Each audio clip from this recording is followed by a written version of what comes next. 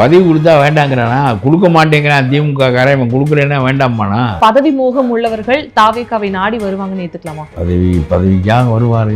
இந்த செல்வ பெருந்தகை, ப. சிதம்பரம் போன்றவர்கள் தானே காங்கிரஸை கெடுத்தார்கள். அப்பொழுதே ராகுல் இவர்களோடு சேர வேண்டும் என்று விரும்பினார், ஒரு புதிய அரசியல் நடத்துவதற்கு. எதற்கு இவரிடம் எப்போ பார்த்தாலும் குறிப்பிட்ட இடங்களை பெற்றுக்கொண்டு பின்னாலேயே அடங்கி போய் 50 ஆண்டுகளாக நம்முடைய அரசியல் அழிந்து விட்டது என்று வெளியே அவர் நினைத்தார். ப. சிதம்பரம் நான் தனிக்கட்சி உண்டாக்கி விடுவேன் மூப்பனாரை போல என்று மிரட்டியதனுடைய விளைவு தானே ராகுல் பயந்து விட்டார். அவரை மோசமாக தோற்கடித்தார்கள். ஸ்டாலினை தோற்கடித்தது கூட மோசமாக தோற்கடித்தார்கள் செல்வம்.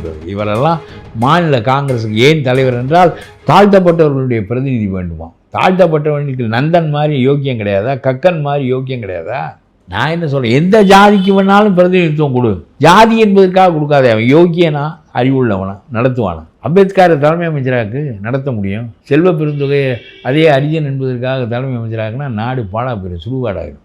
ஒரு பேச்சுக்கு சொல்கிறேன், எந்த ஒன்றையும் நடத்துவதற்கு குதிரை ஏற்றம் தெரிந்தவன் தானே குதிரை ஏற முடியும்.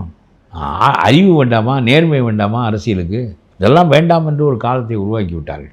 அது மீண்டும் மாற வேண்டும். அது விஜயால் மாற முடியும் என்றால் விஜய் பெறுகின்ற புகழ் பெரும்புகழாக இருக்கும். எனக்கு தெரியாது அவர் எவ்வளவுக்கு மன ஊக்கத்தோடு முனைப்பாக நின்று செயல்படுவார் என்பது எனக்கு தெரியாது.